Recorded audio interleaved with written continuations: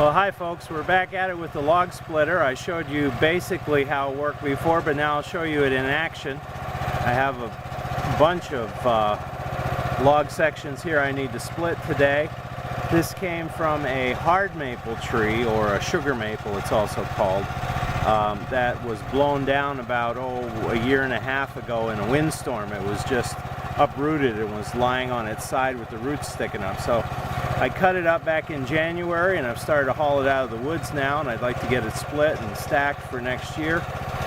Hard maple is a pretty good wood as far as burning goes. It does burn hot, and the harder maple versus a soft maple will also give you longer burning. Not quite as good as oak, of course, but it's a decent wood for firewood. So this is one that just would have rotted in the woods anyhow, so while it's still good solid wood, I decided to harvest it.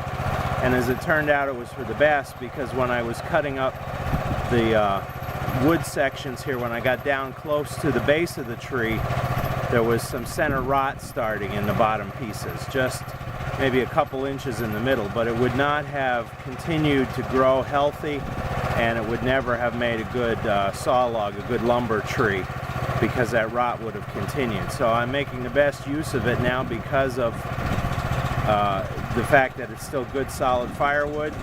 And I'll give you a chance to watch the log splitter in action here. It's still on idle. Remember, it's going to get loud when I turn it up to full speed. And I have my helmet on for hearing and eye protection as well. And you can see just basically how I split the wood that I can't hand split. So hang on, here we go.